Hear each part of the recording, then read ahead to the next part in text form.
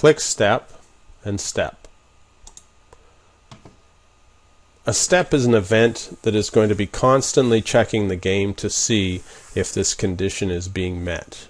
It's going to check to see whether the character is in the air.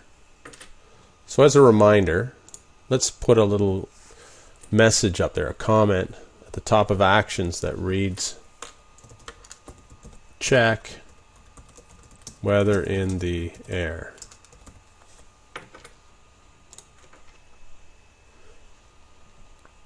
Now that's where, under control, you can apply questions for the program to check for.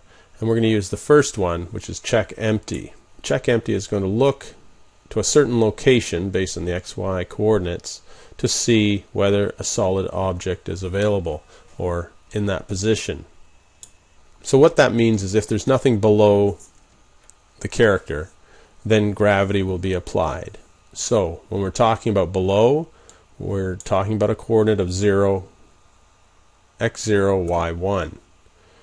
If there is no solid object at that point, and this is relative to the character, then gravity can be applied to the character. Click OK so that we can apply gravity. In Move, in the Move tab, you have a gravity tool. We're going to set the gravity, and the direction we're talking about is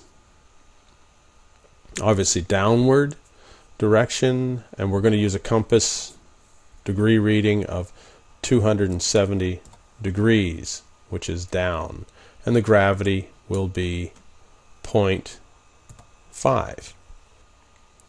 Again, relative is not applied. Click OK. Now, if that position is free, then gravity is applied. If the position is not free, in other words, there's a platform, we need to negate, or we need to eliminate the gravity. So we're going to control, again, to grab an else command. So this is or else. This is going to happen. And this is going to be where the gravity at 270 degrees is 0. Click OK. Let's test this out. It looks functional. Let's see what happens. What I'm going to do is have the Explorer move to the left, and I'm going to try to jump to the next step. There you go. So he's gone. He goes up, but he also comes down. Oh, you can do 2 steps. Now, as long as you've got the direction, as long as you're pressing the direction button, he moves smoothly. If you let go of the direction button, he comes straight down. That could be a negativity that we'll have to clean up later. There you go.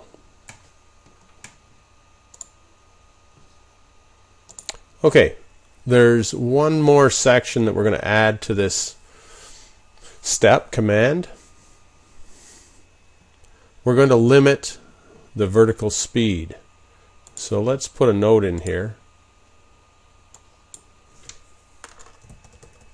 Limit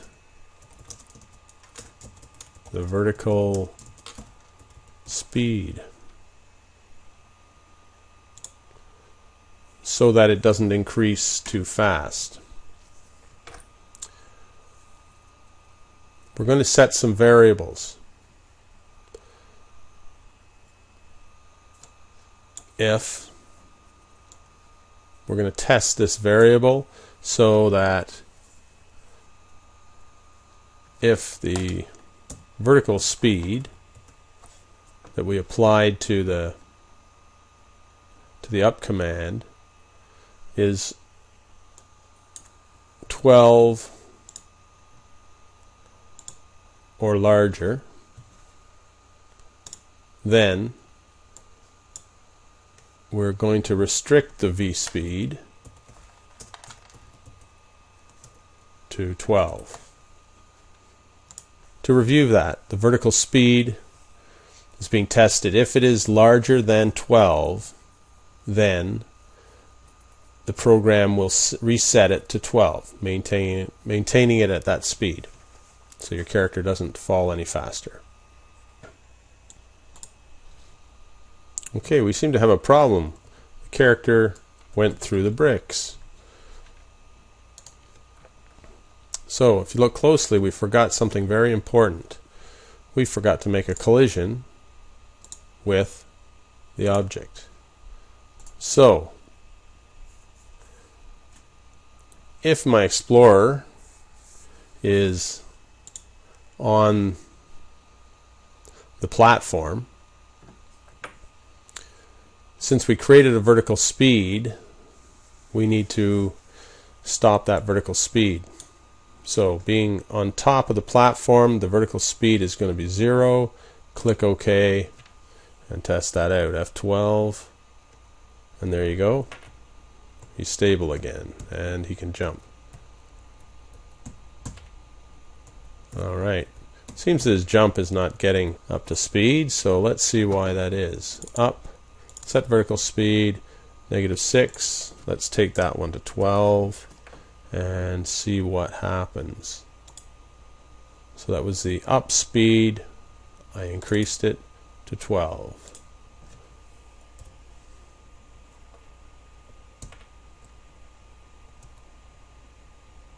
To finish off this assignment, we're going to put in a few more control items to detect whether a position is available. So in this case, before the character jumps, you should program it to check whether the next position is empty, and the next position is listed right here at -4. So we're going to put the same coordinates in here as well. -4 relative, OK, and of course this has to be detected before the jump is made. If there is something in the way at that position, your character just won't move. Let's do the same on the right side. If a position is collision free at x4 relative, do not jump. And then in the up, we're going to check for collision so that your character isn't banging his head on an item above him. In this case, at the Y1 position, directly above the character. And that pretty much completes the programming to make your character mobile on the platform field. So that pretty much completes your character's mobility in your platform game. Now you can go on and add characters and enemies and really build up your game now. Quick review. Step event provided the gravity. Check whether in the air. Is your character in the air? If so, your character is going to drop based on the gravity. Or if they're not in the air, the gravity is 0. Then we're going to set a limit to the vertical speed so that your character does not move any faster than 12 in the downward direction. Next, the object platform. If your character collides with the platform, we're setting the vertical speed at 0. Moving to the left, keyboard left, changing the look of the Explorer to the left-facing sprite, checking the position at -4, whether it's clear, and if so, jumping. Keyboard right, resetting to the right-facing Explorer, checking if that position is free to the right, and if so, jumping to that position. And lastly, we set an up command. If collision is free, the vertical speed is set at -8. This could actually be put at -10 for a decent amount of speed in the vertical direction. Okay, so there you have it. Your character's mobile, so let's move on to creating some exciting villains in your game.